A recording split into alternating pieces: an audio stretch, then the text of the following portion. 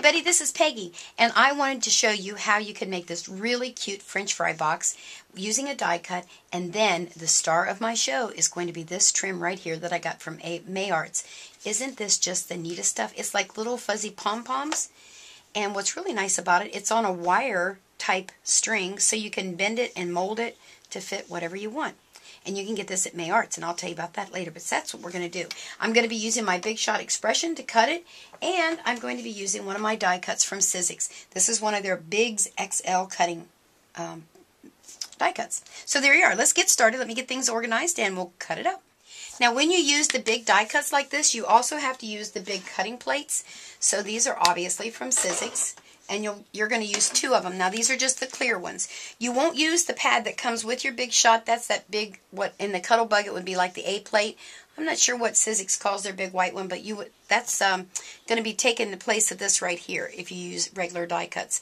So we're going to be using that. So let's show you how you do this. I'm actually really excited. I'm using the new Big Shot Express, which is electric, so I don't have to crank it. So I just took a 12 by 12 piece of cardstock, cut it in half so that it was 6 by 12. I'm going to put a piece of the acrylic on the bottom. Then I'm going to put my die cut. And then I'm going to put another piece of acrylic on top, like so. Now watch how neat this is. I'm going to have to reach across here, but this is how you do it. You push a button and away she goes.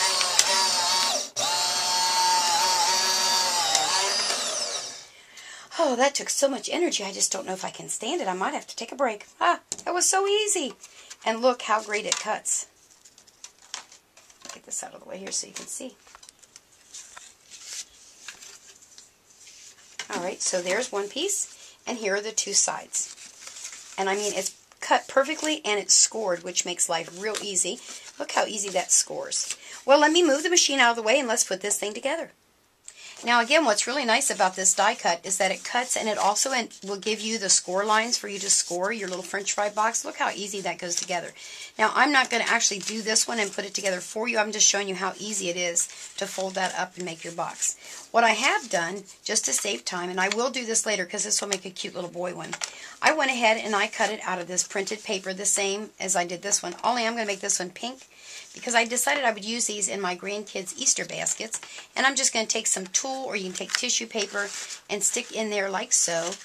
And then I'm going to stick an Easter bunny in there so that that'll be their little decoration. And then I know that the girls can use these then on their dressers, and they can put barrettes in there, pencils. You can do all kinds of fun stuff. So that's what we're going to do. What I've done now is I use this tape. Now I call it Hungamunga tape just because that's what I first was told it was called when you use it with metal.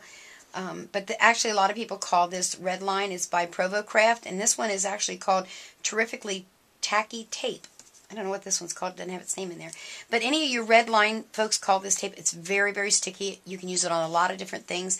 It works perfect on here.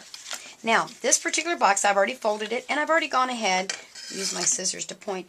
Right here is where I put the tape. You want to make sure you get it all the way at the top, and then close as the bottom you can get.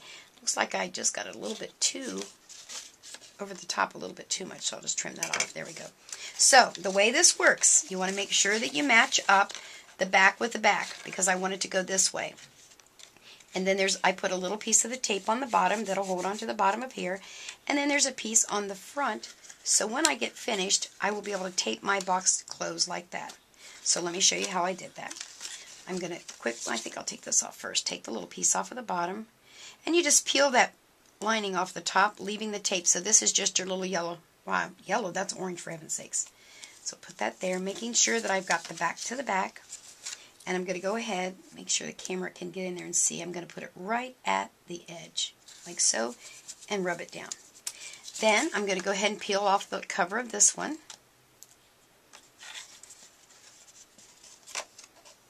And I'm going to bring it on the outside. And I hope I'm not getting out of the camera shot there. And I'm going to line up the back and taper down, just like that. There we go. And again, I'm going to do the same on this side. So it goes together. I really do like this die. A friend of mine actually gave me the die because she bought 2. And she didn't need 2, and she blessed me and gave me this one. So thanks, Louetta. And again, I'm going to do the same thing here. Bring this in, lining up. Can you see how I've lined that up right there? And once I get it where I want, give it a press. Now, if I try to tear this apart, it will not come apart because that tape will cut it. So let's just do that on the other side just so you'll see it twice. Just take that little liner off of there. It does help to have fingernails with this one actually. And again, I'm going to put it on the inside and line it. I keep getting out of the camera shot, I think. Make that camera move around too much. And we're going to put it right there. Put her down. I'm going to bring these to the inside. I'm going to tear off this side. I don't know why I do the back first. I just always did. And again, we're going to line it up. Make sure you get it where you want it, because once it's taped, it's taped. Press your fingers across there like so. Look how nice that's going together. The other cute things you can do with this, and it shows you that actually on the die itself, you could take beads, you could make handles out of this. I thought about making a handle out of my little ribbon cover there, and I might still do that, because I think I have enough left to do that. Line it up in the front, and, oops, uh-oh, shoo, good thing I didn't press. And there is my little box. Now on this one, I just went and picked out some flowers that were kind of the same colors, put a little snot dot there. Oh, I put a brad in it first, and then I put a little snot dot. Some people call them glue dots, I call them snot dots, and glued that right on there. Now, I also used this red line tape when I connected the trim. Oh, I got a piece stuck on my finger. Let me just show you how easy this goes on, if I can find the beginning of my tape. And what you would have to do, and I won't do it just to save you time because I know you're all smart enough to do that. I did it in little pieces, like so, and then I put a piece this way so that I could make my scalloped look area there. And I would do the same thing here. Peel this off, take the end, and what I did on that one, I kind of scrunched it so that I could get it together, kind of like that. And then, oh, I don't want to start it there, though. I better measure so I don't mess myself up here. I'll scrunch them here. So I'm using that little wire that they've given you to give myself its shape, which is really nice. A lot of that pom-pom stuff out there is just, you know, on fabric, you can't really shape it very well. And then I just stick it down. And I would do that all the way around my box. Is that not too stinking cute? I just love it. Now, if you want to get some of this, I'm not really sure what they're calling it. I'm going to call it Wiry Pom Pom. I don't really know what the name of it is. You can go to www.mayart.com. Look on there to see what stores carry it.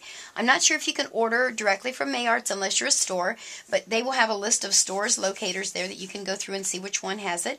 And you'll ask for the ribbon that's 346-46, and that will give you this Wiry Pom Pom. Oh, I just love this. Isn't that too stinking cute? Well, you know, I've only got 5 more to make because we have 7 grandkids. Well, thanks for stopping by at createwithbobby.com, and have a great day. Bye!